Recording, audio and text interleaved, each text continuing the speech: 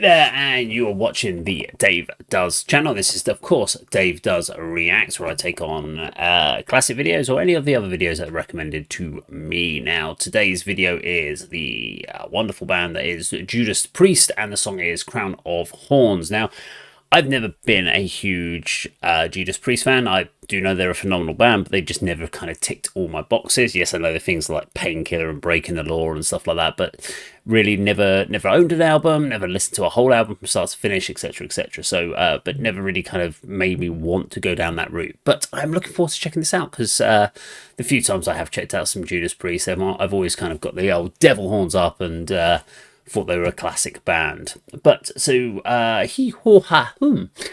I should say. Let's get to, before I get to the video, just a couple of quick little housekeeping I always get out of the way. Just remember, whatever I say about music, or whatever anyone else ever says about music, if you're a fan of music and you're a fan of these bands, it really does not matter what anyone else says. It's really important that you stay true to what you believe and that you love your music and don't take offense. Don't bow to peer pressure to hate a band or to love a band. If you're not a fan of Sleep Token, that's absolutely fine. You don't have to feel peer pressure to be part of that clique. If you love Nickelback, that's fine. Scream it from the rooftops if you like.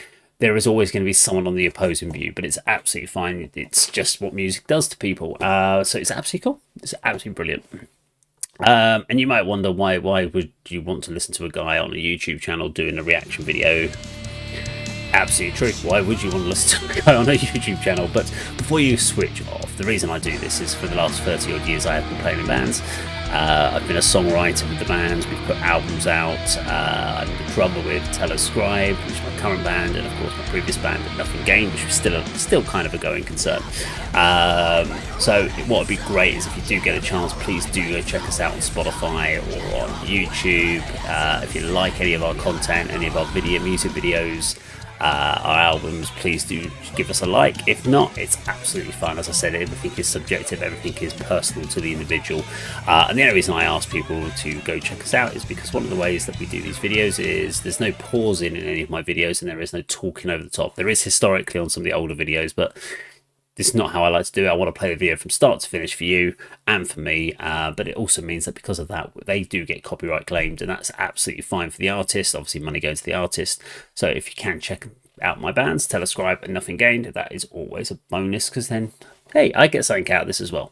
So let's do this. Judas Priest, Crown of Thorns. I said no pausing through. Let's have a look. How long is this? Okay, 5 minutes 46. So I'm expecting some kind of big mid-section, quite maybe an extended solo in here, maybe a big intro. I don't know. Let's see what's going on here. Let's do it.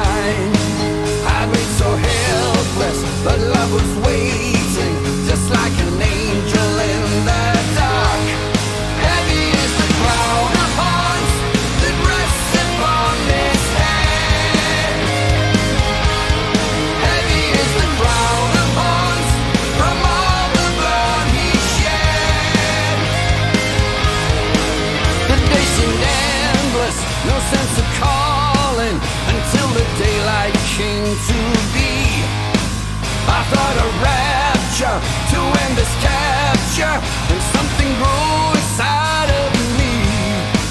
I found my way now, and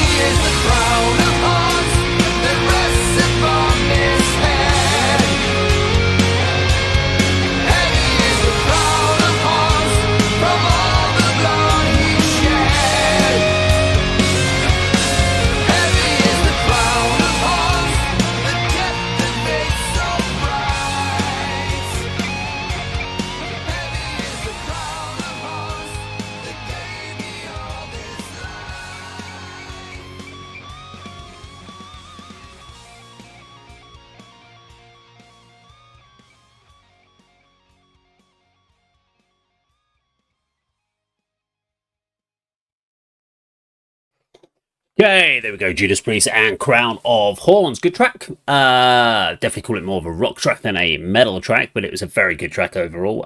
Very hooky, naturally accessible. Very laid back groove overall. Good solo. I really enjoyed his solo part. I thought the vocal parts from Rob were very good. I mean, it's a very safe song from the point of Judas Priest's point of view. Nothing too over the top, nothing too difficult in there. I mean, this is something they could do in their sleep, to be quite honest. The video is more interesting overall for me than the song. The song was just, as I said, instantly accessible, but already a kind of, yeah, you could put that on and you'd be humming that, and you know the chorus already by the end of this song, and you could just sing it back pretty much by the end of that first playthrough, which is always good to have. Gives you, it knows you it's a naturally hooky song. The only thing I would say about them from the music point of view would be that the song itself is not where I thought that intro was going. That intro was kind of a big build up. It felt like it was going to launch into something powerful, and then it just kind of builds. It's like it's going to be something really interesting here, and then it's a rock track.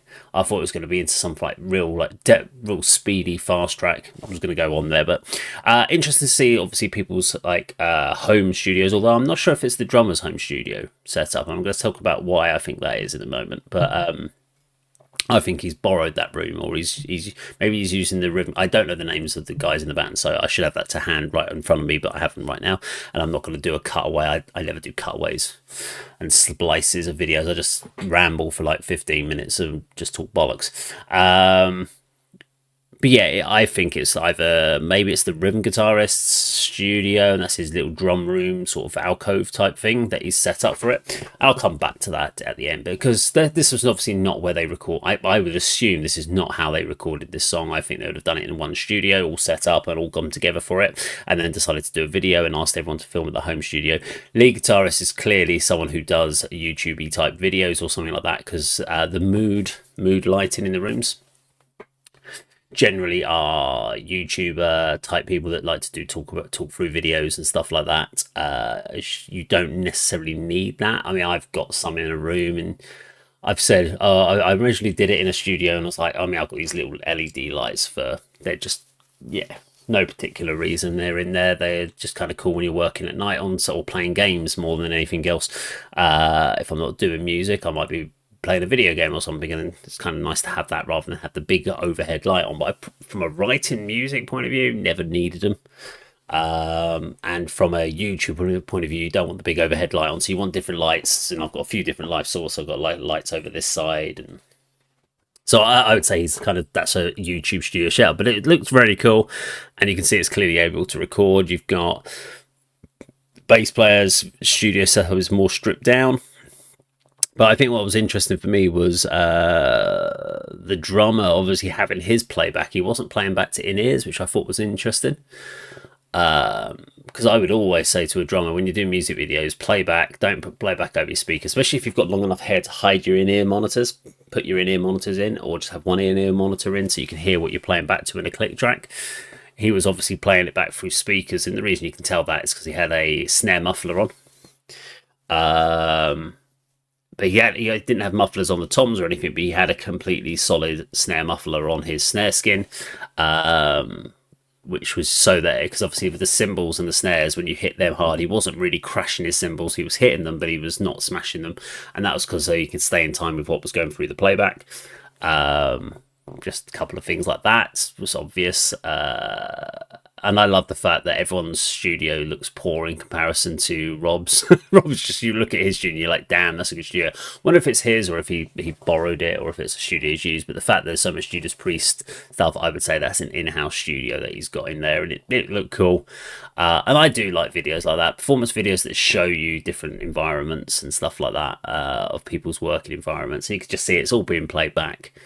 Sometimes what bands do is if they've got the screen open like the bass player had on the screen with the tracks, they'll actually set up a record track to make you think they're recording it, but actually they've got the playback, and they are recording it, but it's a track that's never used. It's just so that it looks kind of cool for the video.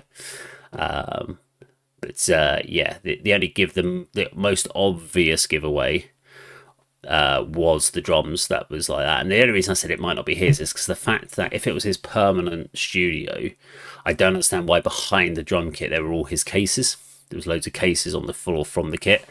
Generally, you would have cleared that up and you wouldn't have them in your room. You'd have them packed away if you had it as a permanent setup. Whereas this felt like it was almost the case of set this up in this room because it works well for the drums. And maybe the drummer didn't have his own room. I don't know. I could be wrong on that. Maybe he just doesn't bother. He just keeps his cases behind the kit. I mean, No. I think when I set my drum kit up here, when I had it permanently set up, I had all my cases packed away. So yeah, I would ask the question on that one. I don't know. Let me know what you think. But yeah, song was very cool. Enjoyed the video. But I know this is not what Priest sounded like. Maybe this is modern Priest, but this is not the Priest I expected to hear, having heard things like Painkiller as I heard before. But I know there is a big element of rock in their sound, not just kind of classic metal. But let me know what you think in the comments down below. Thank you very much for watching. I'll see you on the video sometime very soon. Take care.